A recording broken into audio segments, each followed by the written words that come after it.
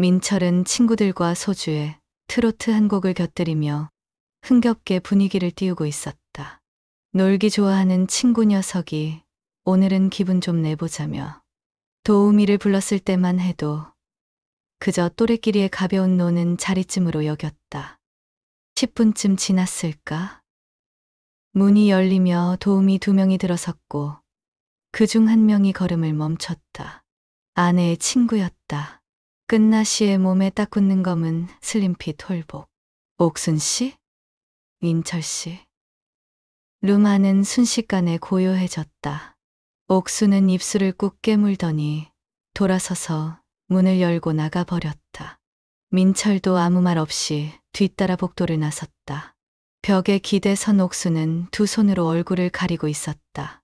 민철이 조심스레 다가가자 그녀가 입을 열었다. 민철 씨, 나 이런 모습 들키고 싶지 않아요. 제발 비밀로 해줘요. 당연히 말 안 해. 걱정 마. 그럼 나 뭐든 다 할게요. 이 비밀만 지켜주면 나 당신 말 다 들어줄게요. 민철은 그 말에 잠시 눈을 떼지 못했다. 말할 수 없는 감정이 밀려들었다. 그녀의 말 속에 담긴 절박함과 외로움이 지금 이 자리보다 훨씬 깊은 곳에서 올라온 것이란 걸 알 수 있었다. 괜찮아. 그런 말 안 해도 돼. 우리 그냥 오늘 일은 없던 걸로 하자. 너도 나도. 옥수는 고개를 떨구며 조용히 고개를 끄덕였다. 안녕하세요. 올해 63살 혼자 사는 남성이에요. 남들은 인생의 황혼기를 편안하게 보내리라 생각하겠지만 내게는 새로운 시작이자 동시에 예상치 못한 파란의 연속이었습니다. 꼬박 30년 넘게 함께 산 아내 미영과 정년퇴직 이후 황혼이혼을 했거든요. 서류에 도장을 찍던 날 묘한 해방감과 함께 텅 빈 가슴을 주체할 수 없었어요. 30대에 만나 억척같이 살림 꾸리고 자식들 뒷바라지하며 정신없이 보낸 세월. 막상 모든 짐을 내려놓고 나니 남보다 못한 사이가 된 느낌이었죠. 애들은 다들 제가 알아서 잘 컸어요. 아들, 딸 할 것 없이 제 짝 만나 번듯하게 분가했으니 우리 이혼에 대해 크게 문제 삼지도 않더라고요. 이미 각자의 삶이 바쁜 자식들에게 부모의 이혼이란 그저 약간의 충격일 뿐. 제 인생을 뒤흔들 정도는 아니었던 모양이에요. 사실 미영과 저는 50대 초반, 한창 갱년기에 바람이 거세게 불어닥칠 때부터 사이가 좋지 않았었죠. 사소한 일에도 부딪혔고 서로의 말 한마디에 가시가 돋쳤어요. 그때부터 마음속으로는 언젠가 헤어지겠구나 하는 생각을 막연하게 남아 있었네요. 하지만 애들 결혼할 때까지만이라도 부부 행세를 하자고 우리는 기약 없는 동거를 이어갔죠. 딸 시집 보내고 딱 1년 뒤 우리는 약속대로 서로의 길을 갔어요. 미영은 오랜 꿈이었던 제주도로 내려갔고 저는 익숙한 서울 근교의 아파트에 남았답니다. 처음 혼자가 되었을 때 솔직히 좀 홀가분했어요. 더 이상 아내의 눈치를 볼 필요도 잔소리를 들을 필요도 없었거든요. 늦잠을 자든 말든 아침부터 막걸리를 마시든 말든 아무도 뭐라 할 사람이 없으니 그 자유가 그렇게 달콤할 수가 없더라고요. 하지만 그 달콤함은 그리 오래가지 않았습니다. 텅 빈 집의 적막함은 생각보다 깊었고 자유는 곧 감당하기 힘든 외로움으로 변해버렸거든요. 아침에 눈을 뜨면 아무도 없는 천장만 보였고 밤에는 인기척 없는 집에서 홀로 잠드는 것이 익숙해졌죠. 가장 큰 문제는 먹고 사는 것이었어요. 누가 차려주는 밥에 익숙해져서 그런가 내 손으로 끼니를 챙겨 먹는다는 것이 왜 그렇게 귀찮고 번거롭던지. 처음 며칠은 그래도 냉장고에 있는 반찬으로 대충 때우거나 라면을 끓여 먹었죠. 하지만 그것도 하루 이틀이지 금세 질려버렸어요. 결국 배달 앱을 깔고 냉동식품과 인스턴트 음식으로 끼니를 때우는 날이 늘어나더라고요. 속은 더부룩하고 소화는 안 되는 것 같고 몸은 자꾸 무거워졌어요. 집안일은 더 말할 것도 없었죠. 빨래는 금세 산더미처럼 쌓였고 싱크대에는 설거지거리가 수북했거든요. 아무리 치워도 먼지는 쌓였고 혼자 사는데도 집은 왜 그렇게 빨리 지저분해지는지 알 수가 없었네요. 결국 손을 들었어요. 일주일에 2번 가사도우미 아주머니를 불러 빨래와 청소를 맡겼죠. 아주머니가 오셔서 휘몰아치고 가시면 그제야 비로소 사람 사는 집 같아졌어요. 그 돈이 아깝다는 생각보다는 누군가의 손길로 집이 정돈된다는 사실에 안도했답니다. 그리고 자연스럽게 친구들과의 술자리도 잦아졌어요. 다들 나처럼 퇴직했거나 퇴직을 앞둔 비슷한 처지의 남자들이었죠. 별다른 약속이 없으면 낮부터 만나 소주잔을 기울이곤 했어요. 각자의 신세 한탄, 건강 이야기, 자식들 자랑이 주된 안주였거든요. 그리고 빠지지 않는 이야기가 바로 외로움이었죠. 다들 겉으로는 괜찮은 척했지만 혼자 남겨진 삶의 빈자리를 채우지 못해 힘들어하고 있더라고요. 어느 날 저녁, 늘 가던 단골 술집에서 거나하게 취해 있을 때였어요. 친구 녀석 하나가 눈을 번뜩이며 비밀스러운 이야기를 꺼내더군요. 야, 민철아. 너 요즘 집에서 뭐 하냐? 재미없지? 우리 오늘 좋은데 좀 가자. 좋은데, 어딘데? 요즘 말이야, 우리 같은 시니어들을 위한 노래방이 있대. 도우미 아가씨들이 나오는데 너무 어린애들은 부담스럽잖아? 거기는 우리 나이대 여자들이 나와서 같이 놀아준다고 하더라고요. 그 말에 귀가 번쩍 뜨였죠. 사실 젊은 여자애들이 옆에 앉아 재롱 부리는 걸 보는 것은 저에게도 썩 유쾌한 일은 아니었거든요. 20년 이상 나이 차이 나는 애들을 상대로 아재 개그를 날리는 것도 우습고 그 아이들이 저를 무슨 꼰대 보듯 볼까봐 괜히 민망하기도 하잖아요. 그런데 우리 또래라니 묘한 호기심이 일었죠. 외로운 처지에 누군가와 함께 술 마시고 이야기하며 잠시나마 웃을 수 있다면 그것도 괜찮지 않을까 하는 생각이 들었답니다. 어때? 한번 가보자. 다 같이 가면 민망하지도 않고 결국 우리는 이끌리듯 그곳으로 향했어요. 내부는 예상대로 어둑했고 촌스러운 미러볼이 돌아가고 있었어요. 쾌쾌한 담배 냄새와 싸구려 향수 냄새가 뒤섞여 코를 찔렀죠. 촌스러운 트로트 음악이 귀를 때렸고 방 안에서는 취객들의 웃음소리가 들렸어요. 우리가 방을 잡고 앉자 잠시 후 몇 명의 여자들이 줄지어 들어왔어요. 화려한 화장을 하고 몸에 달라붙는 옷을 입은 여자들 사이로 한 명의 여자가 눈에 띄더군요. 다른 이들처럼 요란스럽지는 않았지만 은은한 기품과 도시적인 분위기를 풍겼어요. 긴 생머리에 차분한 옷차림. 어둠 속에서도 그녀의 미모는 감춰지지 않았답니다. 여자들은 익숙하게 테이블에 앉아 손님들 옆에 자리를 잡았어요. 제 옆으로 다가온 그녀가 형식적인 인사를 건네더군요. 안녕하세요. 목소리를 듣는 순간 그리고 어둑한 조명 아래에서도 선명하게 보이는 그녀의 얼굴을 보는 순간 저는 온몸에 전기가 오르는 듯한 충격을 느꼈어요. 옥순 씨? 나도 모르게 튀어나온 이름이었죠. 옥순이. 아내 미영의 가장 친한 친구. 동네에서 소문난 미모와 재력을 갖춘 여자. 강남에서 잘 나가는 치과의사인 남편을 뒀고 늘 우아하고 기품 있는 모습으로 주변 사람들의 부러움을 샀던 그녀. 배우 도지원 씨를 엄청 닮았다는 말까지 들었었죠. 평범한 저 같은 사람은 말 한마디 제대로 걸기도 부담스러울 정도로 도시적이고 지적인 아우라를 풍기던 그녀가 이곳 가요방에 앉아 도우미 옷을 입고 저를 보고 있었어요. 제 얼굴을 확인한 그녀는 얼굴이 하얗게 질렸습니다. 그 예쁘던 얼굴에 공포와 당황스러움이 가득했죠. 눈이 마주치는 순간 그녀는 경악한 표정으로 의자에서 벌떡 일어나더니 그대로 방 밖으로 뛰쳐나갔어요. 저는 나도 모르게 몸이 먼저 반응했죠.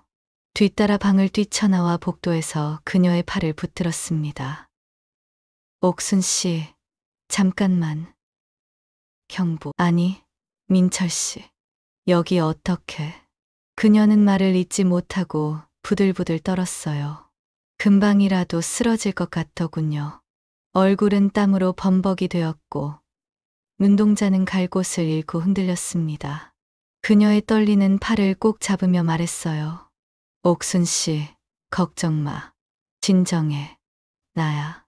나 믿지? 무슨 일인지는 몰라도 오늘 여기서 널 본 일은 절대 아무에게도 말하지 않을게. 하늘에 맹세코 발설하지 않을 거야. 미영이한테는 더더욱. 제 말에 그녀의 떨림이 조금 진정되는 듯 했죠. 아마도 평소 입이 무겁고 점잖기로 소문난 저였기에 그녀도 잠시 뒤 이성적인 판단을 할 수 있었던 것일까요?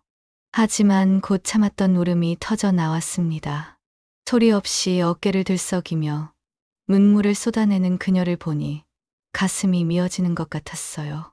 자신의 가장 깊은 치부, 가장 숨기고 싶었던 모습을 하필이면 친구의 남편에게 들켰다는 사실에 그녀는 극심한 수치심과 절망감을 느끼고 있을 터였죠. 복도에 서서 계속 있을 수는 없었어요. 친구들이 있는 방으로 돌아가 다시 아무렇지 않은 척 술을 마실 수도 없었고 그녀를 이대로 울게 내버려 둔 채 보낼 수도 없었죠. 옥순 씨, 이대로 가면 너 오늘 하루 일도 망치는 거 아니야. 그리고 나도 너 이렇게 보내고 다시 친구들 방에 들어가서 웃고 떠들 자신이 없어. 어차피 이렇게 된 거 우리 따로 방 잡아서 둘이서 술이나 한잔할까 하고 싶은 얘기가 있다면 나한테 편하게 이야기해. 저는 조심스럽게 그녀를 달랬어요. 그녀는 눈물이 그렁한 얼굴로 저를 올려다봤죠. 손님하고 도우미로 만났는데 민철 씨한테 돈 받고 술 마시는 건 좀 아닌 것 같아요. 그녀의 목소리에는 아직 자존심이 남아 있었어요. 돈 때문에 이 일을 할지언정 친구 남편이었던 저에게 돈을 받고 접대하는 것은 견딜 수 없었던 모양이었죠. 아니, 돈 얘기가 아니야. 그냥 오래된 지인이 우연히 만났다고 생각해.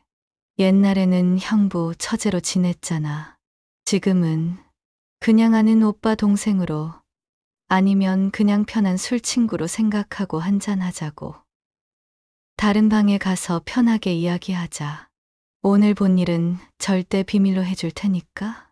저는 다시 한번 약속하며 그녀를 안심시켰죠. 그리고 덧붙였답니다.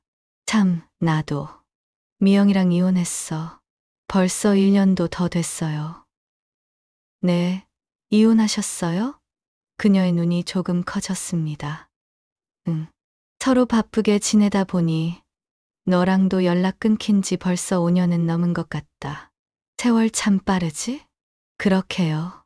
그런데 민철 씨는 저를 어떻게 보자마자 알아보셨어요? 많이 변했는데. 옥순 씨 외모에서 언제나 빛이 나는데 어떻게 못 알아보겠어요. 길 가다 흔히 볼 수 있는 얼굴이 아니잖아요. 이 나이에 외모는 무슨, 다 늙어 빠졌는데. 그녀는 쑥스럽게 웃었어요. 그 웃음 속에 예전에 그 화려했던 모습이 스치더군요. 왜 그래요? 요즘은 100세 시대라는데 58살이면 아직 한창이죠. 복도에 서서 이러는 것보다 조용한 곳에서 차분히 이야기하는 것이 좋겠다고 판단했죠. 친구들에게는 급한 볼 일이 생겼다며 먼저 들어간다고 양해를 구했어요. 다들 술에 취해 대충 고개만 끄덕일 뿐이었답니다. 그리고 저는 옥순이와 함께 그 노래방을 나왔죠. 택시를 타고 근처 조용한 술집으로 향했어요. 술집 구석진 자리에 앉아 술잔을 기울이며 그녀의 이야기를 들었습니다. 강남 치과의사 남편과의 화려했던 삶이 어떻게 인터넷 도박의 늪에 빠져 무너졌는지, 수억 원의 빚을 지고 남편에게 버림받았는지, 자식들과도 연락이 끊긴 채 홀로 남겨져 비참하게 살고 있는지. 이야기는 충격적이었고 비극적이었죠. 처음엔 재미로 시작했어요. 인터넷으로 쉽게 할 수 있더라고요. 친구들이랑 모여서 화투 치는 것보다 편하고 돈도 금방금방 들어오니까 신났죠. 처음엔 푼돈으로 시작했는데 돈 맛을 보고 나니까 금액이 점점 커지더라고요. 따는 재미에 시간 가는 줄 몰랐어요. 그러다 한 번 크게 잃었는데 그때부터 정신을 못 차렸죠. 잃은 돈을 찾으려고 더 큰 돈을 걸고 자채까지 끌어다 썼어요. 악순환이었죠.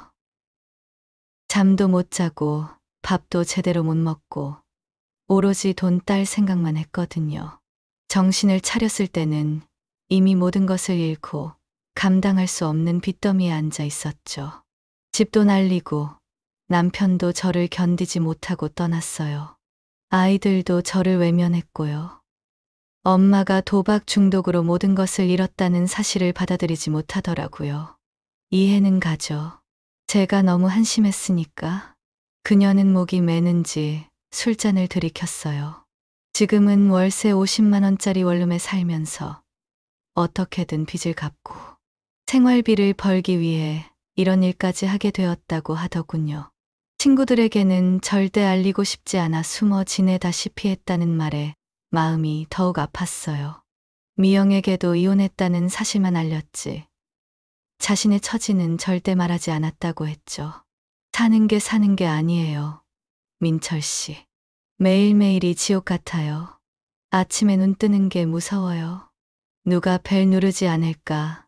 사채업자들이 찾아오지 않을까? 늘 불안해요. 이렇게 다 늙어서 주변 사람도 잘 못 사귀는데 있는 돈 없는 돈 다 날리고 애들 얼굴 보기도 부끄러워서 연락도 못 하겠어요. 제가 너무 큰 죄를 지은 것 같아요. 제 자신이 너무 한심하고 비참해요. 차라리 죽는 게 나을 때도 많아요. 그녀는 다시 눈물을 쏟았어요. 화려했던 과거와 비참한 현실 사이의 간극이 그녀를 얼마나 괴롭히는지. 그녀의 이야기는 외로움과 절망으로 가득했죠. 새벽까지 우리는 술잔을 기울이며 이야기 나눴어요. 저는 주로 들어주는 쪽이었고 그녀는 쌓였던 이야기들을 눈물과 함께 풀어냈답니다. 저 역시 혼자 사는 외로움과 막막함, 퇴직 후 삶의 의미를 잃은 듯한 공허함에 대해 조금 이야기해 주었고요. 우리는 서로 비슷한 처지였기에 말하지 않아도 통하는 부분이 있었어요. 우리는 서로에게서 예상치 못한 위로를 받고 있었답니다. 새벽녘 술자리를 마무리하며 우리는 연락처를 교환했죠. 옥순 씨, 앞으로 혼자 지내기 적적하거나 누구한테라도 편하게 이야기하고 싶을 때, 아니면 그냥 술 친구가 필요할 때, 언제든지 나한테 연락해. 부담 갖지 말고. 나 여기 있을게. 그녀는 고맙다며 작은 목소리로 대답했어요. 택시를 잡아 그녀를 집으로 보내고 저도 집으로 돌아오는 길. 옥순이의 비참한 현실이 계속 머릿속을 맴돌았죠. 아는 사람, 그것도 아내의 친한 친구가 이렇게까지 힘든 상황에 놓였다는 사실이 충격적이었거든요. 그리고 동시에 그녀의 아름다움 뒤에 감춰진 아픔과 연약함이 묘한 연민과 보호 본능을 자극했어요. 하지만 그날 이후 한 달이 넘도록 그녀에게서는 아무런 연락이 없었답니다. 저 역시 선뜻 연락할 용기가 나지 않았죠. 아내의 친구를, 그것도 도우미로 일하는 그녀를 만났다는 사실 자체가 비현실적으로 느껴지기도 했고, 괜히 연락했다가 부담을 주거나 그녀의 상처를 건드리는 건 아닐까 하는 걱정도 들었거든요. 그렇게 시간은 흘렀고, 저는 다시 예전처럼 혼자 밥 먹고, 혼자 술 마시고, 혼자 집에서 시간을 보내는 일상으로 돌아왔어요. 다만, 마음 한구석에 옥순이라는 존재가 자리 잡았을 뿐이었죠. 어느덧 장마철이 시작되었어요.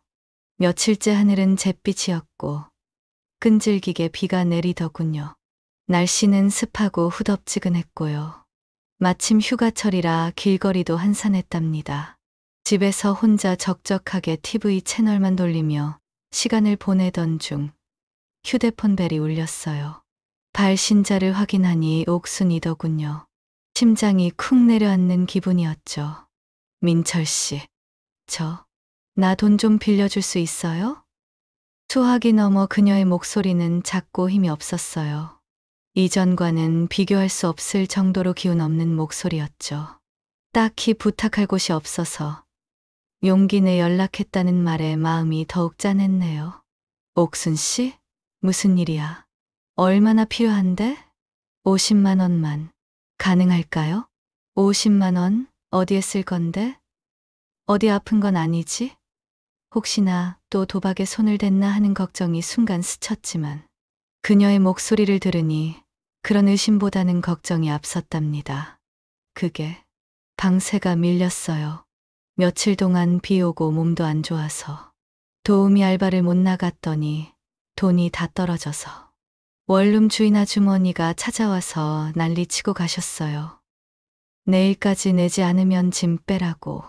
그녀의 말에 가슴이 아팠어요.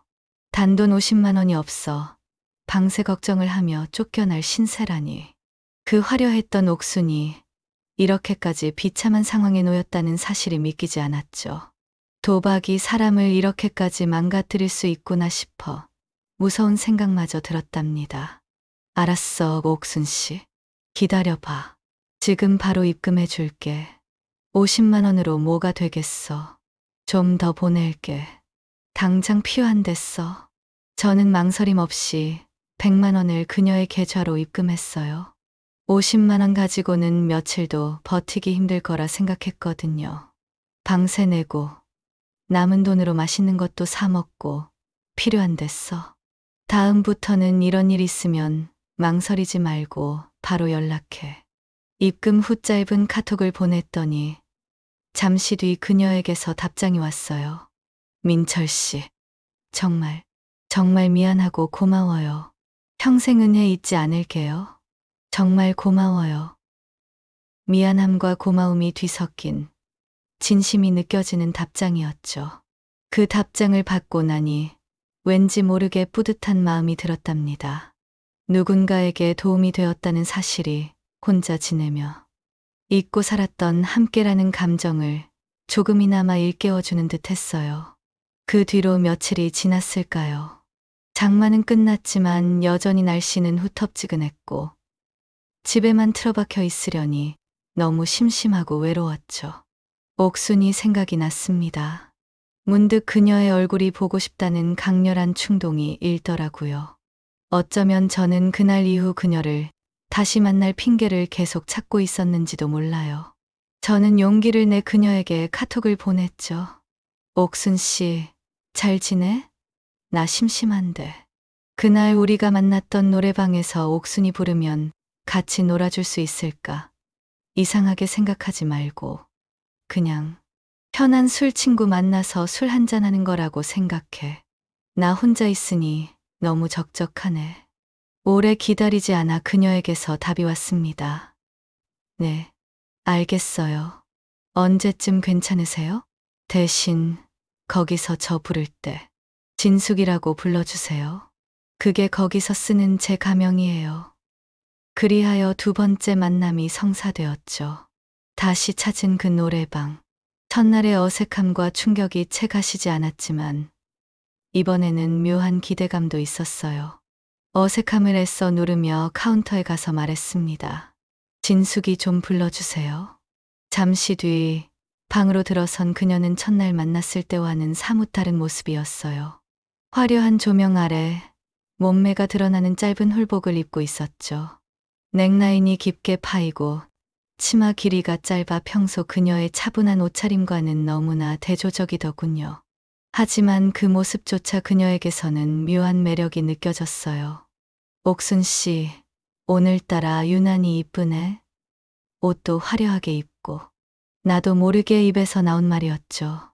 그녀는 옅은 화장 아래 수줍은 듯 미소 지었어요. 고마워요, 민철 씨.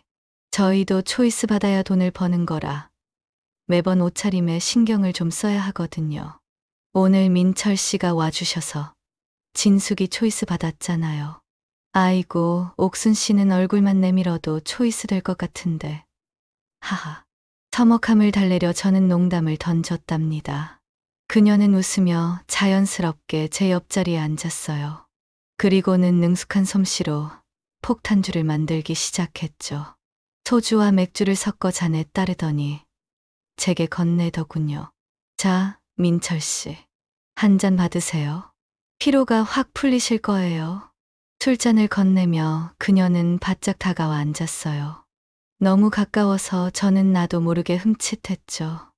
은은한 향수 냄새와 그녀의 체향이 뒤섞여 후각을 자극했습니다. 등 뒤로 느껴지는 그녀의 온기, 팔이 스치는 느낌. 어머, 왜 그렇게 놀라세요? 민철 씨, 이런 데 와서 비싼 돈 내고 술 마시는 건데 어느 정도는 즐기고 가셔야죠. 그녀는 눈웃음을 지으며 말했어요. 마치 저를 유혹하는 듯한 말투와 눈빛이었죠. 프로다운 모습이었답니다. 아니, 이러려고 온 게 아닌데. 저는 당황했어요. 머릿속으로는 아내 친구인데 하는 생각이 떠나지 않았지만 몸은 이미 긴장하며 묘한 반응을 보이고 있었거든요. 이런 식의 접촉은 상상도 하지 못했기에 어색하고 민망하기만 했답니다. 괜찮아요. 저 이래 봐도 프로예요. 그냥 아무 생각 없이 편하게 즐기다 가세요. 스트레스 풀고 가는 거라고 생각해요. 그래야 다음에 또 진숙이 찾아주실 것 아니에요. 그녀는 마치 저를 리드하듯 말했어요.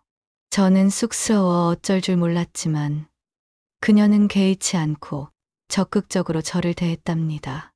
이야기를 나누는 와중에도 자연스럽게 스킨십이 오갔어요. 팔을 잡거나 어깨에 기대거나 손을 쓰다듬거나 노래를 부를 때는 허리를 감싸 안거나 목에 팔을 두르기도 했죠.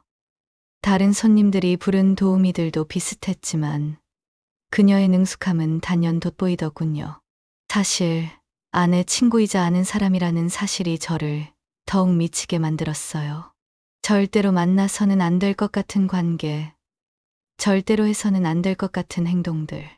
그 금기를 깨는 듯한 상황이 저에게는 묘한 긴장감과 동시에 설명할 수 없는 흥분을 안겨주었답니다. 죄책감과 설렘, 민망함과 욕망이 뒤섞여 복잡한 감정을 느꼈죠. 그녀의 리드에 따라 우리는 신나게 술을 마시고 노래를 불렀어요. 그녀는 폭탄주를 정말 맛깔나게 탔고 저는 어느새 취기에 취해 긴장이 풀렸답니다. 우리는 춤을 추기도 했고 서로에게 기대어 노래를 부르기도 했죠. 물론 그 이상의 관계로는 나아가지 않았어요. 하지만 그녀의 능숙한 접대와 묘한 분위기는 저에게는 완전히 새로운 경험이었답니다. 낯설면서도 흥미로웠고 외로운 저에게는 따뜻한 위로처럼 혹은 금단의 열매처럼 느껴지기도 했어요. 이후 저는 한 달에 서너 번 정도 그녀를 찾아갔죠. 그때마다 그녀는 진숙이라는 이름으로 저를 맞았고 우리는 노래방 방 안에서 둘만의 시간을 보냈답니다. 처음에 어색함은 사라지고 우리는 점점 더 친해져 갔어요. 노래를 부르고 춤을 추는 것 외에도 술을 마시며 시시콜콜한 사적인 이야기들을 나누는 시간이 많아졌죠. 저는 그녀의 지난 삶과 아픔에 대해 더 깊이 알게 되었고 그녀는 제 퇴직 후의 공허함과 혼자 사는 외로움에 대해 이해하게 되었답니다. 우리는 손님과 도움이라는 관계를 넘어 세상에 둘만 남은 듯한 외로운 영혼들처럼 서로에게 의지하기 시작했어요. 어쩌면 우리는 서로에게서 잃어버린 삶의 일부를 찾고 있었는지도 몰라요. 그녀는 안정과 따뜻함을, 저는 활력과 위로를. 아마도 둘 다 이혼 후 혼자 지내는 처지였기에 서로의 외로움을 위로하며 가까워질 수 있었던 것 같아요. 저는 그녀의 기구한 사연에 진심으로 연민을 느꼈고 그녀는 저에게서 따뜻한 이해와 아무런 조건 없이 기댈 수 있는 곳을 찾았던 것인지도 모르죠. 노래방이라는 공간의 인위적인 관계 속에서도 우리 둘 사이에는 진심 어린 무언가가 싹트고 있었답니다. 그러던 어느 날이었어요. 늘처럼 노래방에서 그녀와 술 마시며 이야기를 나누다가 제가 혼자 지내는 게 적적하고 외롭다고 푸념을 했죠. 집이 텅 빈 것 같고 누구와도 속 깊은 이야기를 나눌 사람이 없다는 말에 그녀가 문득 말하더군요. 민철 씨, 저는 지금 원룸 월세 50만 원 내는 게 너무 아까워요. 솔직히 그 돈이면 훨씬 더 편하게 지낼 수 있는데. 그래? 월세 부담이 크지. 원룸이 서울 집값 생각하면 싸긴 하지만 옥순이 너한테는 그것도 큰 돈이겠구나. 월세뿐 아니라 공과금에 생활비까지 더하면 한 달에 거의 150만 원은 나가 버리는 것 같아요. 도우미 일해서 버는 돈으로는 빚 갚고 생활하기가 너무 빠듯해요. 매일 불안하게 살고 있어요. 그녀는 한숨을 쉬며 힘든 현실을 토로했어요. 그리고는 조심스럽게 말을 이었죠. 민철 씨, 혹시 제가 민철 씨 집에 얹혀 지내면 어떻게 생각하세요? 물론 불편하시겠죠. 그런데 저는 정말 죽을 것 같아요. 월세 걱정, 생활비 걱정, 그리고 밤에 혼자 있으면 무서워요. 자꾸 나쁜 생각만 들고. 그녀의 제안은 충격적이었지만 동시에 제 마음속 깊은 곳에 잠자고 있던 어떤 희망을 건드렸답니다. 남녀가 한 집에서 함께 산다는 것은 어쩌면 새로운 관계의 시작을 의미할 수도 있지 않을까? 더 이상 외롭지 않게 서로 의지하며 함께 살아갈 수 있지 않을까? 어쩌면 그녀가 우리 집에 들어와 산다는 얘기는 제 여자가 되겠다는, 저에게 의지하고 싶다는 그녀의 간절한 신호처럼 들리기도 했어요. 혼자 김칫국을 마시는 건지도 모르지만 제겐 그렇게 들렸답니다. 저는 바로 대답하지 못하고 잠시 생각에 잠겼죠. 60이 넘은 나이에 여자와 동거라니. 그것도 아내의 친구와. 세상 사람들이 알면 손가락질할 일이었어요. 하지만 동시에 그 외로운 밤들을 끝낼 수 있다는 유혹이 너무나 컸거든요. 민철 씨, 제가 불편하게 해드리려는 건 아니에요. 대신 집안일도 열심히 하고 민철 씨 편에 최대한 봐드릴게요. 서로 윈윈하는 사이로 지내면 좋잖아요. 민철 씨는 외롭지 않고 저는 월세랑 생활비 부담 줄이고 서로 필요한 건 돕고 지내요. 네, 부탁드려요. 그녀는 조심스럽게 제 팔에 기대며 애원했어요. 눈망울에는 다시 눈물이 그렁했답니다. 그녀의 간절함과 외로움이 고스란히 느껴졌죠. 그 눈을 보고 더 이상 거절할 수 없었어요. 제 마음속의 외로움도 그녀만큼이나 절실했기에 고민 끝에 저는 승낙했답니다. 알았어, 옥순 씨. 그럼 우리 집으로 와. 대신 조건이 있어. 집에 있는 동안은 그 도우미 일은 그만둬. 너 그런 일 시키고 싶지 않아. 그녀는 제 말에 놀란 듯 저를 올려다보았어요. 그리고 고개를 끄덕였죠. 네, 약속할게요. 고마워요. 민철 씨, 정말 고마워요. 다음 날 바로 그녀는 간소한 짐가방 하나와 작은 쇼핑백 몇 개를 가지고 우리 집으로 들어왔어요. 원룸에 변변한 살림도 없이 지냈다는 말에 다시 한번 마음이 아팠죠. 그 화려했던 여자가 이렇게까지 되었다니. 처음 며칠은 서로 눈치를 보며 불편한 점도 많았답니다. 한 지붕 아래 살을 맞대고 살아본 지가 언제인지 기억도 나지 않았어요.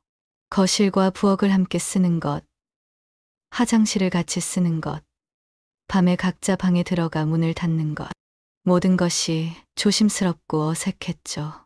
밥을 먹을 때도 괜히 말없이 밥그릇만 노려보거나 TV 소리만 크게 틀어놓고 서로의 숨소리를 애써 외면했거든요. 하지만 시간이 갈수록 우리는 점점 더 편해졌어요.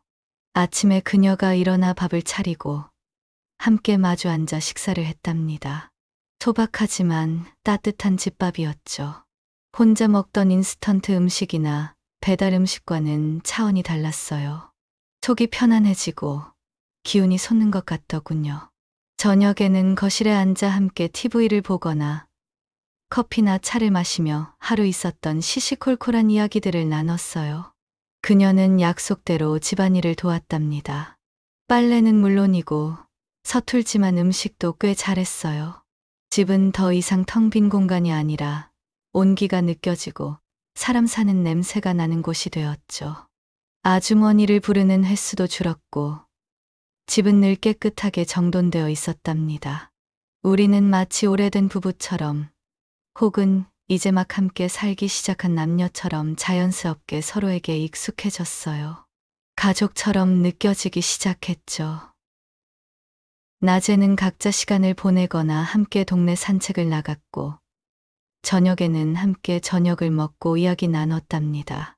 혼자였던 시간이 무색할 만큼 그녀의 존재는 제 삶 깊숙이 파고들었어요. 외로움은 사라졌고 하루하루가 기대되는 날들로 채워졌죠. 그러던 어느 날 밤이었어요.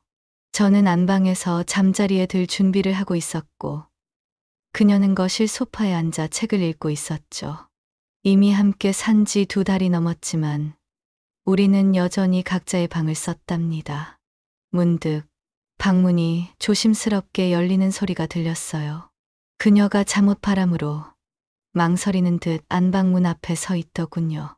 민철 씨, 저 오늘 밤만 같이 있어주면 안 돼요? 그녀의 목소리는 떨리고 있었어요. 작은 목소리였지만 그 속에 담긴 외로움과 간절함이 고스란히 전해졌죠. 얼굴은 희미한 조명 아래서도 홍조를 띠고 있었고 눈빛은 흔들리고 있었답니다. 저는 그녀의 진심을 읽었어요. 외로움, 두려움, 그리고 저에게 기대고 싶은 마음. 수많은 감정이 뒤섞여 있었죠. 저는 아무 말 없이 이불을 들쳐 자리를 내주었답니다.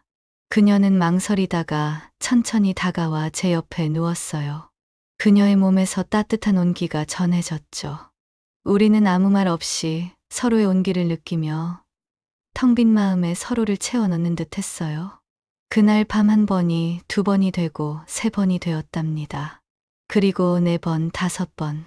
함께 지내는 동안 쌓였던 서로에 대한 마음, 외로움, 그리고 늦은 나이에 찾아온 묘한 설렘이 뒤섞여 우리는 자연스럽게 하나가 되었죠. 마치 수십 년을 돌아 만나게 된 연인처럼. 그날 이후 그녀는 더 이상 작은 방으로 돌아가지 않았어요. 우리는 안방에서 함께 지내게 되었답니다. 마치 부부처럼 매일 밤 서로의 품에 안겨 잠들었죠. 나이 60이 넘어 황혼이 온 후 혼자 늙어가리라 생각했던 제 인생에 아내의 친구였던 그녀와 함께하는 뜨거운 연애가 시작된 것이었어요. 젊은 날의 열정과는 또 다른 깊고 진한 감정이었죠. 서로의 상처와 외로움을 공유하고 이해하는 관계였기에 더욱 특별했답니다. 처음에는 어색하고 죄스러운 마음도 없지 않았지만 시간이 갈수록 그녀는 제 삶의 전부가 되어갔어요. 따뜻한 밥을 해주고 집안일을 챙겨주는 사람일 뿐만 아니라 제 마음의 외로움을 채워주고 삶의 활력을 불어넣어주는 존재가 되었죠.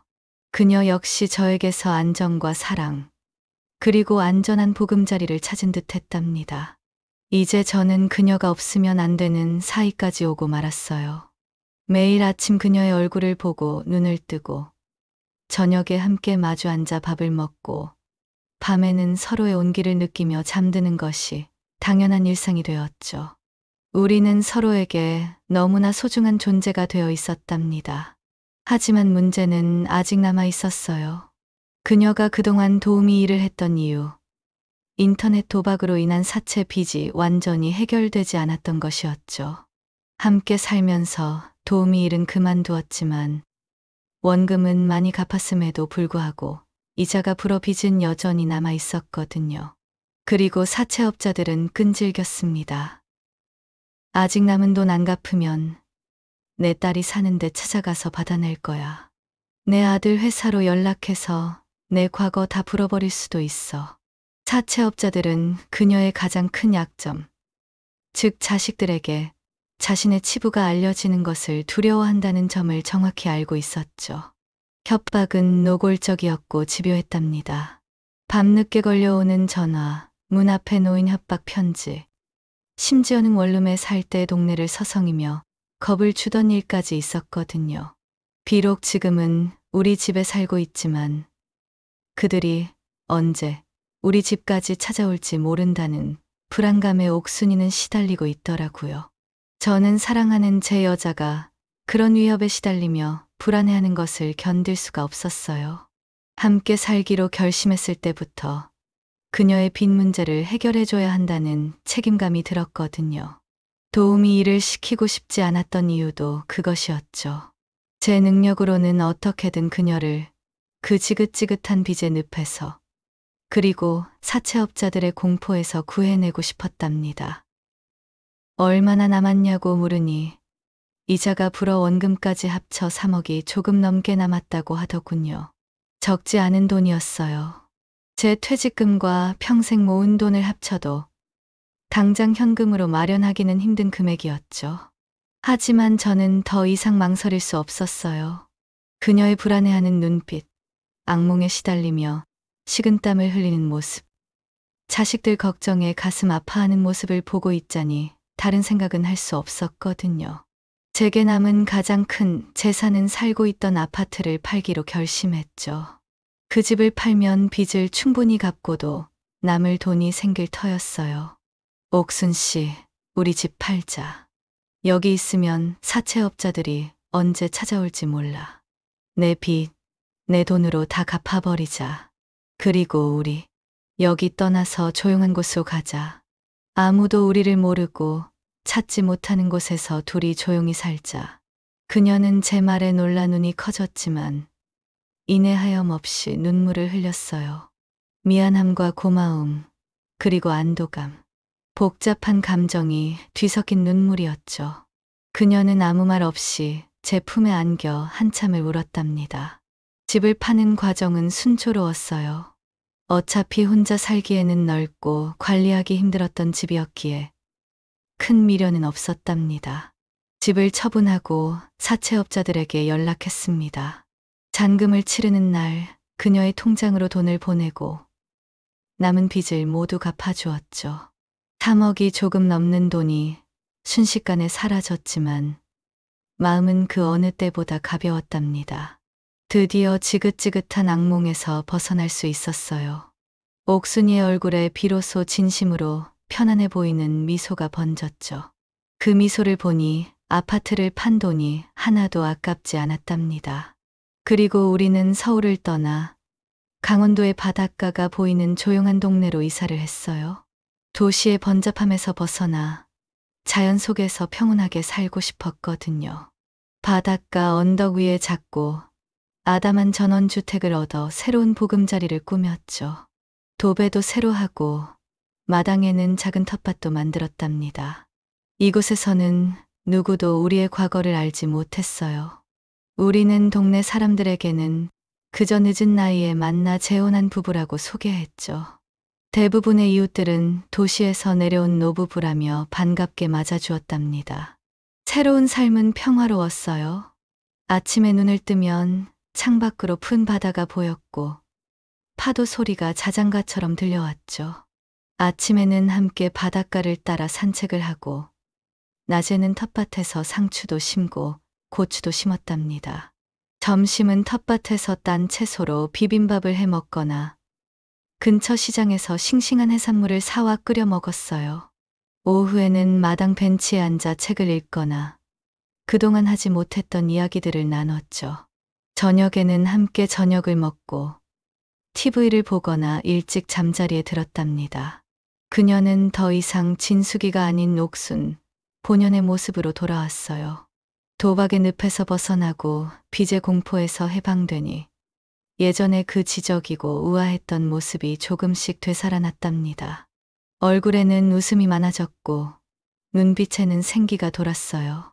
가끔씩 과거의 일에 대해 미안해하거나 자식들 걱정을 할 때도 있지만 그때마다 저는 그녀의 손을 잡아주며 괜찮다고 이제는 우리 둘만 생각하며 살자고 다독였죠.